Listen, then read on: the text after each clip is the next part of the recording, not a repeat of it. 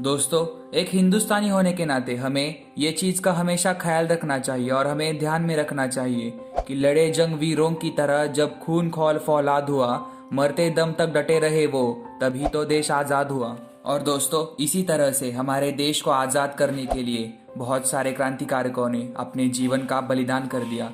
और इसी तरह के क्रांतिकारक जिनके बारे में हम इस वीडियो में जानने वाले हैं।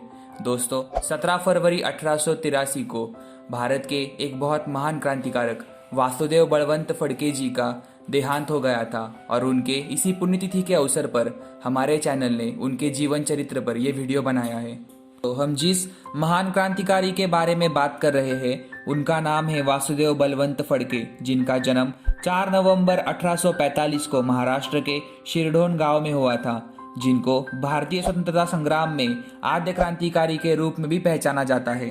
दोस्तों, रायगढ़ जिले के शिरडोन गांव में जन्मे हुए वासुदेव जी के दादाजी करनाला किले के किलेदार थे और एक बच्चे के रूप में वासुदेव जी ने कुश्ती, घुड़सवारी और तलवारबाजी का प्रशिक्षण भी प्राप्त किया था।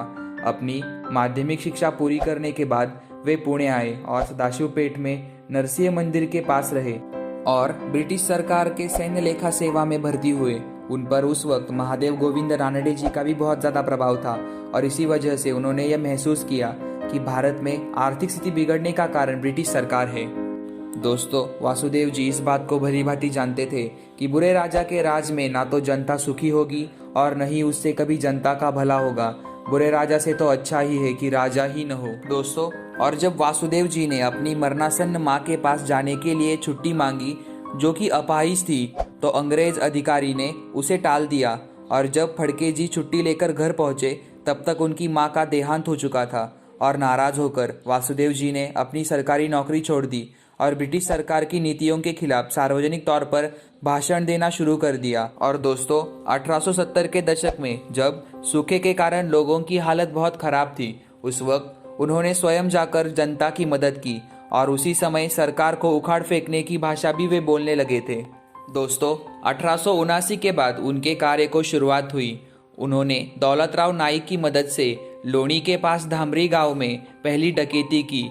इसमें उन्होंने 3000 रुपये प्राप्त किए और 25 से 27 फरवरी 1879 तक लोणी के और खेड़ के गांव में उन्होंने डकैती की और बहुत सारा खजाना लूट लिया। दोस्तों, 5 मार्च 1879 को जेजुरी के पास वाले गांव में एक डकैती हुई। उन्हें 4 बंदूकें, 300 रुपये और एक 100 रुपये का कपड़ा मिला।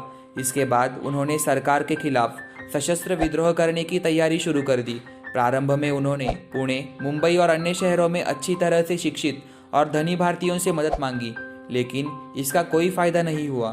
फड़के अपना आशीर्वाद लेने के लिए अक्कलकोट स्वामी समर्थ के पास गए थे, लेकिन उन्होंने यह कहकर निराश कर दिया कि ये उचित समय नहीं है।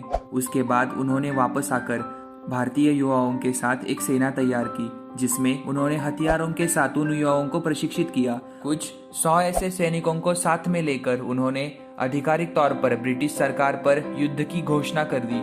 शिरूर और खेड़ जैसे तालुका में उन्होंने सरकारी खजाने पर छापा मारकर अपना जीवन यापन किया।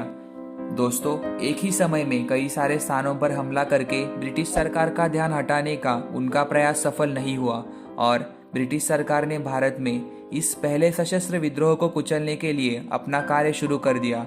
उन्होंने वासुदेव जी को पकड़ने के लिए इनाम की घोषणा की, जबकि जवाब में वासुदेव जी ने मुंबई के गवर्नर और यूरोपियों को मारने के लिए भी इनाम की घोषणा कर दी।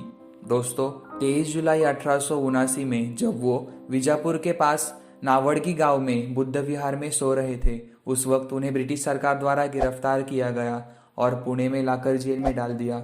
उस वक्त उनकी तरफ से वकालत करने के लिए कोई भी वकील राजी नहीं था और इसी वजह से उन्हें सार्वजनिक वकील के जरिए से अपनी वकालत करवानी पड़ी थी। हाई कोर्ट में उनकी वकालत महादेव चिमाजी आप्टे नाम के एक वकील से की गई थी, जिसके कारण उन्हें मृत्युदंड की शिक्षा तो नहीं हुई, लेकिन उन्हें आजीवन कारावास तक की शिक्षा प्राप्त हो गई थी। दोस्तों, उन्हें सजा भुगतने के लिए येमेन देश में एडन नामक जगह पर भेजा गया था और एक बार जब एकांत कारावास में उन्हें रखा गया था, उस वक्त उनके कक्ष का दरवाज़ा उखाड़कर वो जेल से भाग गए थे। लेकिन कुछ दिनों बाद अंग्रेज़ों ने उन्हें फिर से पकड़ लिया और जेल में फिर से कैद कर लिया। दोस्तों, इस तरह से दरवाजा उखाड़ कर फेंकने की वजह से उनकी ताकत का अंदाजा ब्रिटिश सरकार को भी अच्छी तरह से आ चुका था। लेकिन इसके बाद बहुत सारे प्रयास करने के बाद अंग्रेज ऑफिसरों द्वारा उन्हें पकड़ लिया गया था और फिर से जेल में कैद किया गया था। दोस्तों, अंग्रेज ऑफिसरों द्वारा जिस तरह का बर्ताव उनके साथ किया जा रहा था उसके विरोध में उन्होंने अनशन शुरू कर दिया और उसी में 17 फरवरी 1883 को उनका देहांत हो गया। तो दोस्तों, इस तरह से भारत माँ के वीर सपूत और भारत के आद्य क्रांतिकारी के रूप में जानने जाने वाले वासुदेव बलवंत फडके जी का देहांत हो गया। तो दोस्तों, हमारा ये वीडियो आपको कैसा लगा?